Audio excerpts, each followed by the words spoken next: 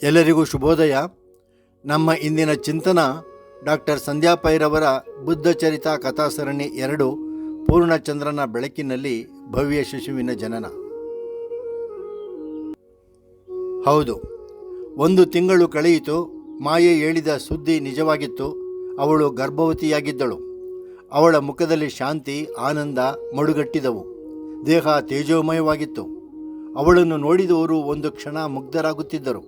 ಮಾತಿನಲ್ಲಿ ಮೃದುತ್ವ, ನಡತೆಯಲ್ಲಿ ಮೋಹಕತೆ, ನಡಿಗೆಯಲ್ಲಿ ಲಾಸ್ಯ, ಅಪೂರ್ವ ತೇಜಸ್ಸಿನಿಂದ ಇವಳು ನನ್ನ ಮಾಯೆಯೇ ಎಂದು ನಾನು ಆಶ್ಚರ್ಯಪಡುವಷ್ಟು ಅವಳು ಅದ್ಭುತವಾಗಿ ಬದಲಾಗಿದ್ದಳು. ಮಕ್ಕಳಾಗದ ಕೊರತೆ ಕಾಡುತ್ತಿದ್ದ ದಿನಗಳಲ್ಲಿ ಮಾಯೆ ನನ್ನನ್ನು ಮರುವಿವಾಹವಾಗುವಂತೆ ಕೇಳಿಕೊಂಡಿದ್ದಿತ್ತು. ಕನಿಷ್ಠ ಉಪರಾಣಿಯನ್ನಾದರೂ ಇಟ್ಟುಕೊಳ್ಳುವಂತೆ ಸಲಹೆ ನೀಡಿದ್ದಿತ್ತು. ಆದರೆ ಮಾಯೆ ಸ್ಥಾನವನ್ನು ತುಂಬುವಂತಹ ಯಾವ ಹೆಣ್ಣು ನನಗೆ ಈವರೆಗೆ ಕಂಡಿರಲಿಲ್ಲ. ಏಕೆಂದರೆ ಅವಳ ಮತ್ತು ನನ್ನ ಸಂಬಂಧ ಅದ್ಭುತವಾಗಿತ್ತು. ಈ ಸಂಬಂಧದ ಗಾಢತೆಯಲ್ಲಿ ಮಕ್ಕಳಿಲ್ಲದ ಕೊರತೆಯೂ ನಗಣ್ಯವಾಗಿತ್ತು. ಮಾಯೆಯ ಗರ್ಭ ಕಣ್ಣಿಗೆ ಕಾಣುವಂತೆ ಬೆಳೆಯುತ್ತಿತ್ತು. ಈಗ ನನಗೆ ಹೊಸದೊಂದು ಚಿಂತೆ ಕಾಡತೊಡಗಿತು. ನಮ್ಮಲ್ಲಿ ಮೊದಲ ಹೆರಿಗೆಗೆ ಹೆಣ್ಣು ಮಕ್ಕಳು ತವರಿಗೆ ಹೋಗುವುದು ಸಂಪ್ರದಾಯ. ಇದರ ಪ್ರಕಾರ ನಾನು ಮಾಯೆಯನ್ನು ತವರಿಗೆ ಕಳುಹಿಸಿಕೊಡಬೇಕು. ಪ್ರಸವದ ಅನಂತರ ಕನಿಷ್ಠ 4-5 ತಿಂಗಳು ಅವಳು ಅಲ್ಲಿಯೇ ಇರುತ್ತಾಳೆ. ಅವಳಿಲ್ಲದೆ ಇಷ್ಟು ದೀರ್ಘಕಾಲ ನಾನು ಒಂಟಿಯಾಗಿ ಇದ್ದದ್ದೇ ಇಲ್ಲ. ಈಗ ಏನು ಉಪಾಯ ಮಾಡಿ ಅವಳನ್ನು ತವರಿಗೆ ಹೋಗದಂತೆ ತಡೆಯುವುದು ಎಂದು ನನ್ನ ಚಿಂತೆ. ಗರ್ಭಿಣಿಯರಿಗೆ ನಮ್ಮಲ್ಲಿ ಅನೇಕ ಸಂಸ್ಕಾರಗಳನ್ನು ನಡೆಸುತ್ತಾರೆ.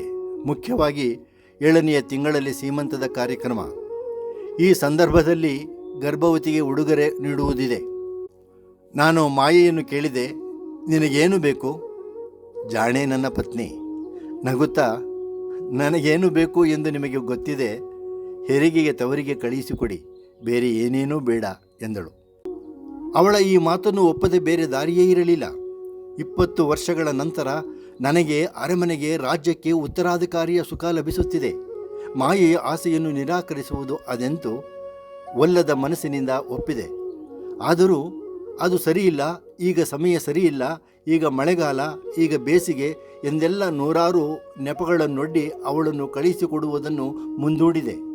ಕಡೆಗೆ ಇನ್ನು ಮುಂದೆ ಹಾಕುವುದು ಸುರಕ್ಷಿತವಲ್ಲ ಎಂದು ಹಿತವರು ಹೆದರಿಸಿದರು. ಮಾಯೆಯನ್ನು ತವರಿಗೆ ಕಳುಹಿಸಿಕೊಡುವ ಸಿದ್ಧತೆಗಳಾದವು. ಸೈನ್ಯದ ತುಕಡಿಯೊಂದನ್ನು 1 ದಿನ ಮೊದಲೇ ಸುರಕ್ಷಿತ ತಯಾರಿಗಾಗಿ ಕಳುಹಿಸಲಾಯಿತು. ಮಧ್ಯದಲ್ಲಿ ಮಹಾರಾಣಿಯ ವಿಶ್ರಾಂತಿಗಾಗಿ ದೊಡ್ಡ ಡೇರೆಗಳ ವ್ಯವಸ್ಥೆಯಾಯಿತು. ಅವುಗಳಲ್ಲಿ ಊಟ ಉಪಹಾರದ ವ್ಯವಸ್ಥೆಯಾಯಿತು. ಕಡೆಗೆ 4 ಮಂದಿ ದೃಢಕಾಯರು ಹೊತ್ತ ಮೇನೆಯಲ್ಲಿ ಮಹಾರಾಣಿ ತವರಿಗೆ ಪಯಣಿಸಿದಳು. ಮಹಾರಾಣಿಯ ಅಂಗರಕ್ಷಕಿ ಕುಂಬೀರ ಎತ್ತರದ ಕುದುರೆಯನ್ನೇರಿ ಮೇನೆಯ ಮುಂದೆ ಇದ್ದಳು. ಅವಳೊಂದಿಗೆ 6 ಮಂದಿ ಶೂರ ಯೋಧರು, 6 ಮಂದಿ ದಾಸಿಯರಿದ್ದರು. ಕಾಡಿನ ಹಾದಿ ಎಲ್ಲಿ ಯಾವಾಗ ಅಪಾಯ ಹೊಂಚು ಹಾಕಿ ಕಾಯುತ್ತಿದೆಯೋ ಬಲ್ಲವರಾರು. ಶಾಕ್ಯ ರಾಜಕುಮಾರನಿಗೆ ಶತ್ರುಗಳೇನು ಕಡಿಮೆಯೇ? ಇನ್ನು ಹಿಂಸ್ರ ಪ್ರಾಣಿಗಳಿಗೇನೂ ಕಡಿಮೆ ಇರಲಿಲ್ಲ. ದಟ್ಟ ಕಾಡಿನ ಮೂಲೆ ಮೂಲೆಯಲ್ಲೂ ಅಪಾಯ ಇತ್ತು. ನಾನು ಇವರೊಂದಿಗೆ ಹೋಗಲು ತುದಿಗಾಲಲ್ಲಿ ನಿಂತಿದ್ದೆ. ಆದರೆ ಇದು ಸಂಪ್ರದಾಯಕ್ಕೆ ವಿರುದ್ಧವಾಗಿತ್ತು. ಮಂದಿ ನಗಬಹುದಿತ್ತು. ಹೀಗೆ ಮಹಾರಾಣಿ ಮಹಾಮಾಯಾದೇವಿಯವರ ತವರಿನ ಪ್ರಯಾಣ ಆರಂಭವಾಯಿತು. ಮಹಾದೇವಿ ಕುಂಬೀರಳನ್ನು ಕರೆದು ಲುಂಬಿನಿಯಲ್ಲಿ ಕೆಲವು ಕ್ಷಣ ನಿಂತು ಮುಂದೆ ಹೋಗುವ ಎಂದಳು. ಕುಂಬೀರಳಿಗೂ ಇದು ಒಳ್ಳೆಯ ವಿಚಾರ ಎನಿಸಿತು. ಮೇನೆ ಹೊರುವವರು ಬರಿಗಾಲಲ್ಲಿ ನಡೆಯುತ್ತಿದ್ದರು. ತಮ್ಮ ಒಡೆತಿಗೆ ಹೆಚ್ಚು ಅಲುಗಾಟವಾಗುವುದನ್ನು ತಪ್ಪಿಸಲು ಈ ಉಪಾಯ ಅವರದ್ದು. ಇವೆಲ್ಲ ಆಗಾಗ ದೂತರು ತರುತ್ತಿದ್ದ ಸುದ್ದಿ. ಆದರೆ ಅಲ್ಲಿ ನಡೆದದ್ದೇ ಬೇರೆಯಂತೆ. ಸುದ್ದಿ ತಂದಿದ್ದ ದೂತ ಬೆವರಿಳಿಸುತ್ತಾ ತಡವರಿಸುತ್ತಾ ಹೇಳಿದ, ಮಹಾರಾಣಿಯವರಿಗೆ ಪ್ರಸವದ ವೇದನೆ ಶುರುವಾಗಿದೆ. ನಾನು ಬರುವಾಗ ಅವರು ಮೇನೆಯಿಂದ ಹೊರಗೆ ಬಂದಿದ್ದರು. ಸೇವಕಿಯರ ಸಹಾಯದಿಂದ ತುಸು ದೂರದಲ್ಲಿದ್ದ ಗುಡಿಸಲಿನತ್ತ ಹೆಜ್ಜೆ ಹಾಕುತ್ತಿದ್ದರು. ಈ ಮಾತನ್ನು ಕೇಳಿದೊಡನೆ ನನ್ನ ಹೃದಯದ ಒಂದು ಬಡಿತ ತಪ್ಪಿ ಹೋದಂತಾಯಿತು. ನನ್ನ ಮಗ ಶಾಕ್ಯ ರಾಜಕುಮಾರ ಗುಡಿಸಲಿನಲ್ಲಿ ಜನ್ಮ ತಾಳುವುದೇ? ಆದರೆ ನಾನು ಅಸಹಾಯಕನಾಗಿದ್ದೆ. ಮತ್ತೆ ಸುದ್ದಿ ಬಂತು, ಪ್ರಸವವಾಯಿತು, ಆರೋಗ್ಯವಂತ ಗಂಡು ಮಗು. ಅವರೆಲ್ಲ ಕೋಲಿಯಾಗಿ ಹೋಗುತ್ತಿಲ್ಲ, ಮರಳಿ ಕಪಿಲವಸ್ತುವಿಗೆ ಬರುತ್ತಿದ್ದಾರೆ. ಹೌದು, ಮಾಯಾ ತನ್ನ ಮಗನೊಂದಿಗೆ ಕಪಿಲವಸ್ತುವಿಗೆ ಮರಳಿ ಬಂದಳು. ಅವಳ ಮುಖ ಆನಂದದಿಂದ ಬೀಗುತ್ತಿತ್ತು. ಆದರೆ ಮುಖದಲ್ಲಿ ಅವಳ ಅನುಭವಿಸಿದ ದೀರ್ಘಕಾಲದ ಪ್ರಸವದ ನೋವು, ಪ್ರಯಾಣದಿಂದ ಆದ ದಣಿವು ಕೂಡ ಇದ್ದವು. ಕೊಂಬೀರ ಮಗುವನ್ನು ನನ್ನ ಕೈಯಲ್ಲಿಟ್ಟಳು. ನನಗೆ ಏನೂ ಕಾಣುತ್ತಿರಲಿಲ್ಲ, ಏಕೆಂದರೆ ಆನಂದದ ಅಶ್ರುಗಳಿಂದ ನಾನು ಕುರುಡಾಗಿದ್ದೆ. ಮಗುವನ್ನು ಎದೆಗಪ್ಪಿಕೊಂಡೆ. ಕಂದ ಹುಣ್ಣಿಮೆಯ ಚಂದ್ರನಂತೆ ಶಾಂತ, ತೇಜಸ್ವಿಯಾಗಿದ್ದ. ಅವನು ನನ್ನನ್ನೇ ದಿಟ್ಟಿಸಿ ನೋಡುತ್ತಿದ್ದ. ನನ್ನ ಅಂತರಾಳವನ್ನು ಒಕ್ಕು ನನ್ನ ಭಾವನೆಗಳನ್ನು ಓದುತ್ತಿರುವನೋ ಎಂಬಂತೆ ನನ್ನನ್ನು ನೋಡುತ್ತಿದ್ದ. ಮುಖದಲ್ಲಿ ಮೆಲುವಾದ ಮಂದಹಾಸ. ನನಗೂ ನಿನಗೆ ಪೂರ್ವಜನ್ಮದ ನಂಟಿದೆ ಅಪ್ಪ ಎನ್ನುತ್ತಿದೆಯೇ ಈ ನಗು?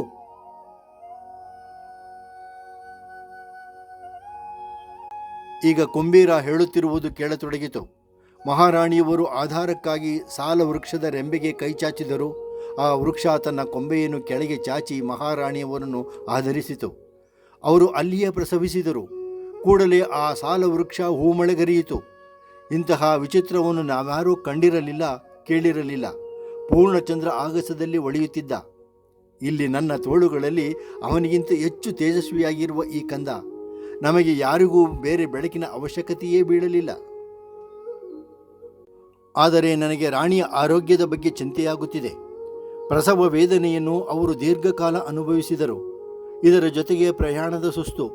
ರಾಜವೈದ್ಯರನ್ನು ಕಾಣುವುದು ಒಳಿತು. ಕೊನೆಯ ವಾಕ್ಯಗಳು ನೇರವಾಗಿ ನನ್ನ ಹೃದಯಕ್ಕೆ ನಾಟಿದವು. ಮಗುವನ್ನು ಕೊಂಬೀರಳಿಗೆ ಮರಳಿಸಿ ಮಾಯೆಯತ್ತ ಓಡಿದೆ. ರಾಜವೈದ್ಯರು ಬಂದರು. ಮಾಯೆ ಒಂದು ಕೈ ಸನ್ನೆಯಿಂದ, ನಗುವಿನಿಂದ ಅವರನ್ನು ನಿರಾಕರಿಸಿದಳು. ಇದು ಸಾಮಾನ್ಯ, ಇಷ್ಟೇ ಅವಳು ಹೇಳಿದ್ದು. ಸುದ್ದಿ ಕೇಳಿದ ಮಾಯೆ ಹೆತ್ತವರು ಮತ್ತವಳ ತಂಗಿ ಕೊಯ್ಲಾದಿಂದ ಬಂದರು. ನಾಮಕರಣಕ್ಕೆ ಸಿದ್ಧತೆಗಳಾಗುತ್ತಿದ್ದವು. ಅರಮನೆ, ಇಡೀ ಶಾಕ್ಯ ಗಣರಾಜ್ಯ ಶೃಂಗಾರಗೊಳ್ಳತೊಡಗಿತು. ಆದರೆ ಮಾಯಾ ತೀರಾ ಬಳಲಿ ಹೋಗಿದ್ದಳು. ದಿನದಿಂದ ದಿನಕ್ಕೆ ಅವಳ ಶಕ್ತಿ ಕುಂದುತ್ತಿತ್ತು. 8ನೆಯ ದಿನ ಅವಳ ಪ್ರಾಣ ಅವಳ ಕೋಮಲ ದೇಹದಿಂದ ಹೊರಟು ಹೋಯಿತು.